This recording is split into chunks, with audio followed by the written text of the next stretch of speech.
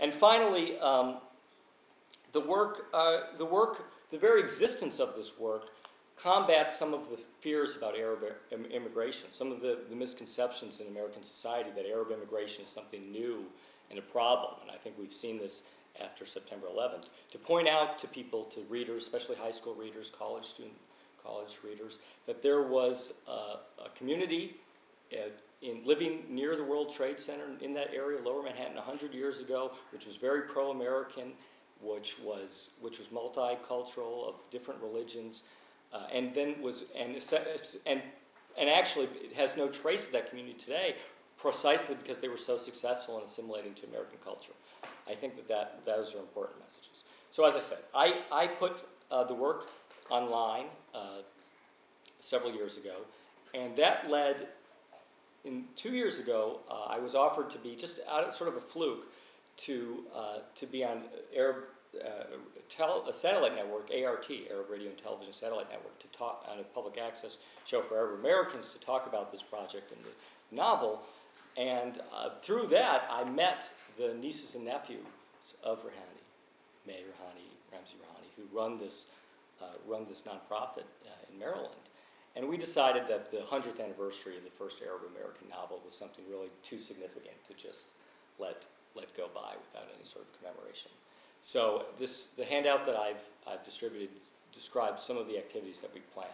But we're producing a new critical edition of the novel with major university press that will have essays attached, footnotes that describe some of the difficulties with novel, the advanced vocabulary. There's a lot of Arabic vocabulary. There's a lot of poetic references, philosophical references. Rouhani really wanted to prove that he was an American writer, as you can imagine, the challenges that he faced in establishing himself. So he may have gone a little overboard in vocabulary. Some people suggest that. But I think it's a great novel. And then we're also planning some events next year.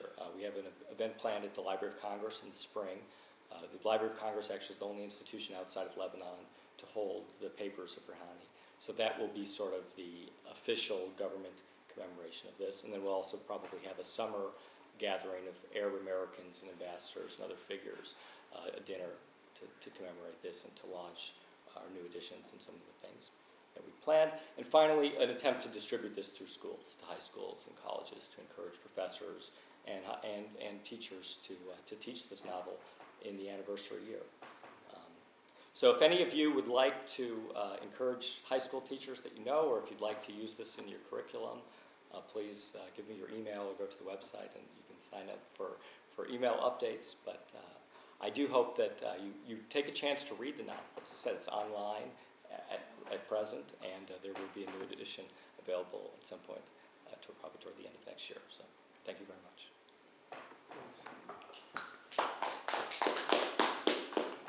Tell me, how popular is he in Lebanon? I see here in the Librairie de Liban edition, this is the 6th edition, so that's fairly significant. Is he, you said he's well-known.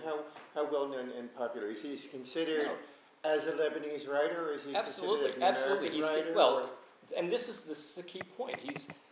The Lebanese naturally have sort of, if the Americans don't want to turn him into a great American writer or Arab American writer, despite the fact that his formative years are in America, they consider him a Lebanese writer. And so he is a major component of the school curriculum. I mean, as you can imagine, he was introduced free verse poetry into Arabic, wrote a collection of essays that were extraordinarily politically important for them. So yes, he's a household name. There's a museum in his hometown that school children will travel to, and he's also an important symbol of anti-sectarianism for Lebanon because he warned against this and anticipated this a long time ago. So, and I think it's a shame. I hope that the Lebanese will be interested in our project, and I know they are, that they would like to see Americans to read about him and to learn more about him, considering that his presence in the United States raises the profile of Lebanese writers in the United States. They see it. But the key thing to remember is that he does not, and this is another key point, is that he cannot really be considered either American or Lebanese, or even Arab American doesn't quite do him justice, that term, because is sort of unique, not only among ethnic writers, but even as an individual, and to the degree that he successfully assimilated himself into two societies. He basically had two parallel lives, one in the United States, one in Lebanon, but that didn't conflict with each other and that supported each other in very interesting ways and allowed him to be a mediator between the political figures in the region in a very strange and unusual way. And so because of that, it's important not to try to say he's a Lebanese writer or an American writer. And I think this is one reason actually why my perspective as an American, actually someone with part Jewish background, has been enlightening, has been interesting to other people who know him from the Arab perspective, because I think there's a real need for Americans who do not have the political baggage associated with his views and his background, to forward him as just an American writer, to say, he has works in English, creative works in English, poetry in English, plays in English that have their own merit and should be forwarded as such. And so you don't even have to necessarily be involved with the Arab, with the whole history of Arab literature to take pride in these works that are American as well. And I think the book of Khalid in particular is simply an American work in some ways. It has Arab influences, but it's heavily inspired by American values. And if there's a moment, I could also read a nice quotation. Why don't I read this quotation just to give you sort of a sense of the style, and this is a bit long, but it gives you this, I think it elaborates the way that he argued for the synthesis of American culture and argued that American culture. And this quotation comes after a period where the main character, Khalid, goes to prison because he was working for the Tammany Hall political culture in New York as the ward for the Syrian community to get votes and to organize the patronage system. And he's actually refuses to sort of participate in the corruption, and so they find some technicality and they throw him in prison. He's just in prison for 10 days, but he takes it very emotionally, and he writes these long letters and his opinions about the United States. And despite the fact, this is sort of his low point in the United States, he still has this extraordinary optimism for how the United States can impact the Arab world. And so he says to a letter to his friend, "My faith in man is as strong as my faith in God, and as strong too perhaps is my faith in the future world-ruling destiny of America. To these United States shall the nations of the world turn one day for the best model of good government. In these United States, the well springs of the higher aspirations of the soul shall quench the thirst of every race traveler on the highway of emancipation.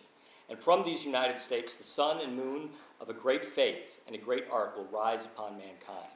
I believe this, Billah.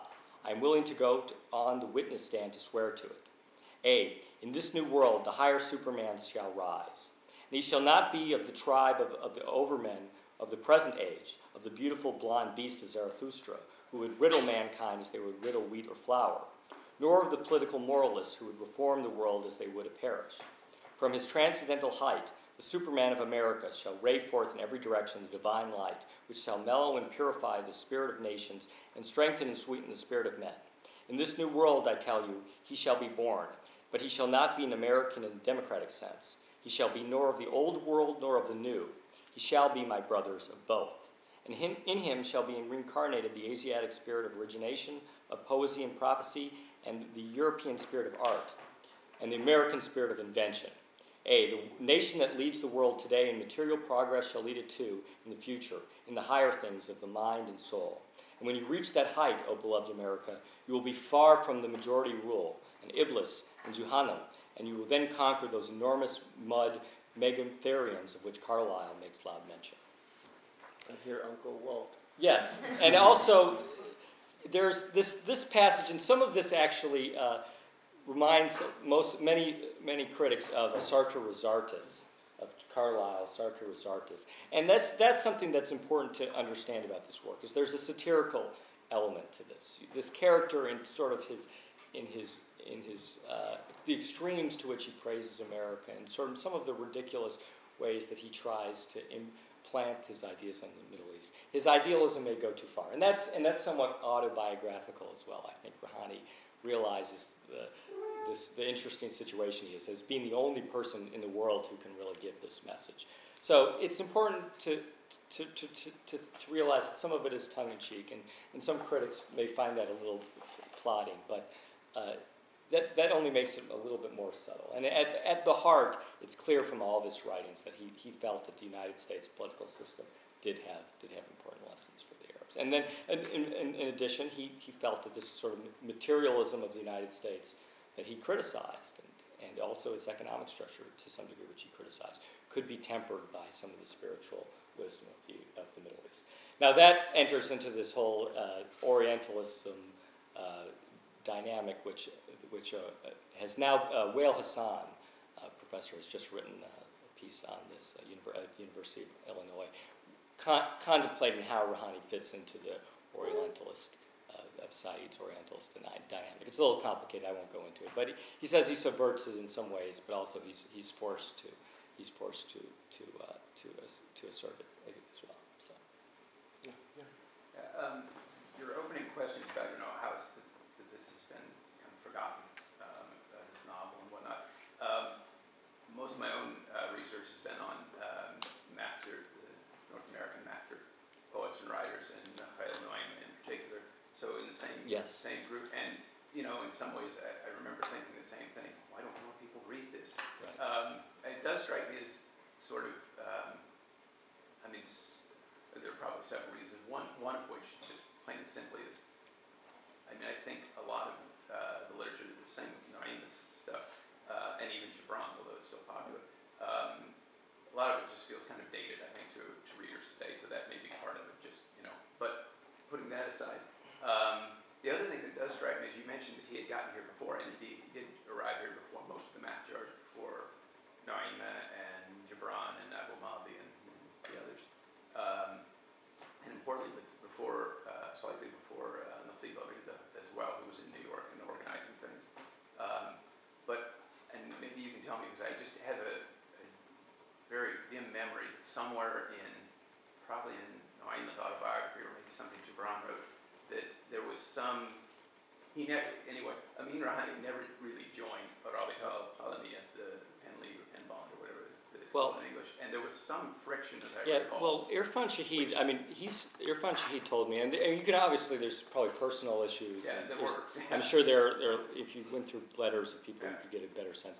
But one thing that Irfan Shahid mentioned, repeated to me, was that he believes that Rouhani was bothered by the negativism and the obsession with the old country of some of the writers. To always go back to the spiritual, always go back to Lebanon.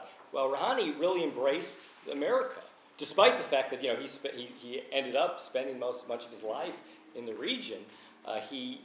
This novel is a novel about New York. It starts really about New York, and it talks about the beauty of New York. And Rouhani wrote a number of odes to New York and to the Brooklyn Bridge.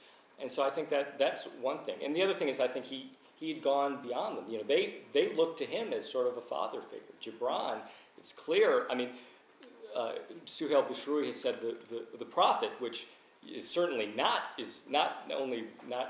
only somewhat popular, is one of the most popular novels in the world. Yeah. And this book, without this book, it would not be possible. This book made Gibran realize that this was possible, and the themes are clearly analogous. This idea of a prophet, Khalid is a prophet. Yeah, one of the problems, I think, is that there are a whole bunch of these books that are very similar. Right. And I think they kind of get lost. Well, but this book, stylistically, this book is very different. Yeah, stylistically. This book is much more erudite. Has much more complex philosophy. In a sense, you could make the argument that Gibran sort of simplified certain themes in the book of Khalid and made them more poetic. He was probably, in terms of a poetic stylist, some people make the case that Gibran was superior. I wouldn't argue with that. But, I think that's another thing. But